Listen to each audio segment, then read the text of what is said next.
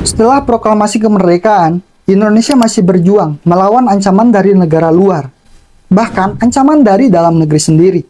Terjadi pemberontakan di mana-mana yang mengancam runtuhnya keutuhan NKRI kita. Di sini kita bakalan bahas satu persatu pemberontakan yang pernah terjadi di Indonesia.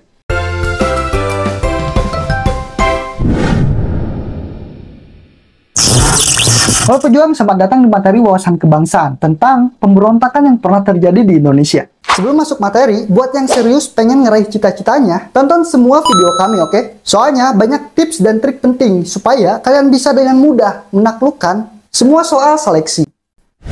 Mari, kita akan bahas satu persatu pemberontakan yang terjadi pada Negara Kesatuan Republik Indonesia, pasca atau setelah kemerdekaan.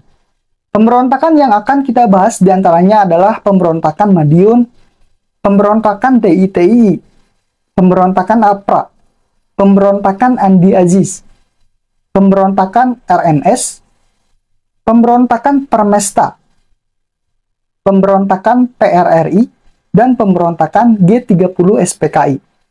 Oke, kita mulai dari pemberontakan PKI di Madiun.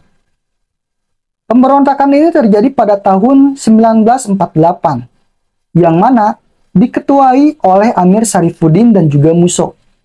Sesuai namanya ya, lokasi terjadinya pemberontakan yaitu di Madiun.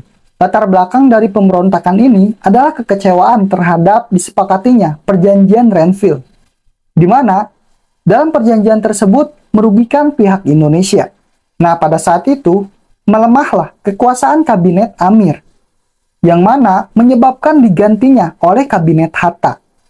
Nah, di sisi lain juga ada misi terselubung yang digerakkan oleh Amir Syarifuddin dan Musso, yaitu berniat untuk menyebarkan paham komunis pada politik Indonesia. Untuk sikap negara dalam memberantas pemberontakan ini adalah dengan membubarkan PKI, kemudian melakukan operasi militer yang dipimpin oleh Kolonel Sungkono dan Gatot Soebardjo. Selain itu, sikap tegas juga diambil oleh bangsa Indonesia dengan menangkap Musso serta Amir Syarifuddin. Dalam penangkapan tersebut, Amir Syarifuddin ditembak mati. Kemudian, Musso dijatuhi hukuman mati. Selanjutnya pada tahun 1949, terjadi pemberontakan DITI, yang mana pemberontakan ini dipelopori oleh Kartosuwiryo. Lokasi pemberontakan ini terdapat di beberapa titik, di mana di Jawa Barat pemberontakannya dipimpin oleh Kartosuwiryo, Jawa Tengah dipimpin oleh Amir Fattah, Aceh dipimpin oleh Daud Barre, Sulawesi Selatan dipimpin oleh Kahar Muzakar, dan Kalimantan Selatan dipimpin oleh Ibnu Hazar. Untuk alasan dari pemberontakan DITI, dia itu ingin mendirikan negara Islam, yaitu Negara Islam Indonesia atau NII. Selain itu juga ingin mengganti ideologi Pancasila dengan ideologi Islam.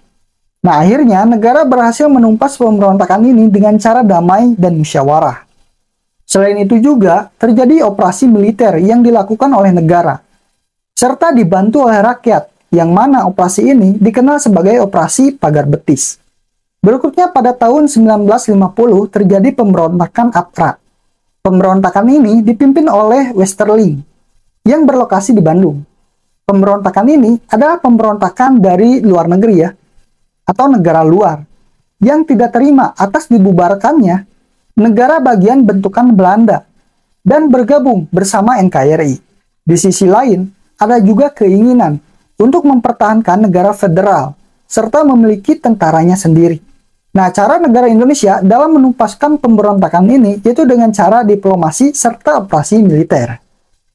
Masih pada tahun yang sama, yaitu 1950, terjadi juga pemberontakan Andi Aziz yang berlokasi di Makassar. Alasan pemberontakan ini dikarenakan menolak bahwa negara Indonesia Timur bergabung dengan Negara Kesatuan Republik Indonesia. Langkah negara untuk memberantas pemberontakan ini adalah dengan memberikan ultimatum kepada Andi Aziz agar segera menyerah. Selain itu juga terjadi beberapa operasi militer yang dilakukan oleh negara. Di tahun yang sama juga, 1950 terjadi pemberontakan Republik Maluku Selatan atau RMS. Pemberontakan ini dipimpin oleh Sumokil yang berlokasi di Maluku. Latar belakangnya, adalah pembangunan daerah yang tidak merata, sehingga ingin membentuk negaranya sendiri. Bahkan nih, mereka sempat memproklamasikan kemerdekaan dan mengakui wilayah meliputi Ambon, Buruh, dan juga Seram. Tapi akhirnya, pemberontakan ini berhasil ditumpas dengan cara perundingan, operasi militer di Maluku Selatan, serta memblokade daerah Maluku Selatan. Berikutnya pemberontakan yang terjadi pada tahun 1957, yaitu pemberontakan Permesta atau Perjuangan Rakyat Semesta, yang diketuai oleh Samuel. Lokasi pemberontakan ini itu terjadi di Makassar dan Manado. Latar belakangnya hampir sama dengan pemberontakan RMS, yaitu adanya ketimpangan dalam pembangunan antara pembangunan daerah dan pembangunan pusat. Pemberontakan ini berhasil ditumpas dengan operasi militer. Di tahun berikutnya, pada tahun 1958, terjadi pemberontakan PRRI, atau dikenal sebagai Pemerintah Revolusi Republik Indonesia. Pemberontakan ini diketuai oleh Ahmad Hussein, yang berlokasi di Sumatera dan Sulawesi. Alasan dari pemberontakan ini karena adanya hubungan yang tidak harmonis antara pemerintah pusat dan pemerintah daerah, terutama pemerintah daerah Sumatera dan Sulawesi. Pemberontakan ini akhirnya berhasil ditumpas melalui operasi militer. Nah, selanjutnya adalah pemberontakan pada tahun 1965, yaitu pemberontakan G30 SPKI. Sebelumnya, ini untuk para pejuang ekstra. Kalian bisa berlangganan di channel ini buat ngedapatin puluhan konten eksklusif. Ada latihan intensif, pembahasan soal berdurasi panjang, rangkuman dan latihan soal yang bisa kalian unduh, masuk grup diskusi, soal-soal harian, dan masih banyak lagi. Kalian bisa dapatkan semuanya dengan berlangganan. Pemberontakan yang terjadi pada 1965 adalah terjadinya pemberontakan yang dikenal sebagai pemberontakan G30 SPKI. Pemberontakan ini diketuai oleh Dipang Nusantara Aidit dan juga Letkol Untung. Lokasi pemberontakannya terjadi di Jakarta. Latar belakang dari pemberontakan ini adalah ingin menggulingkan kekuasaan Soekarno dan mengubah Indonesia menjadi negara komunis. Pemberontakan akhirnya berhasil ditumpas melalui operasi militer. Oke, jadi itu ya, pemberontakan yang pernah terjadi pasca Indonesia merdeka.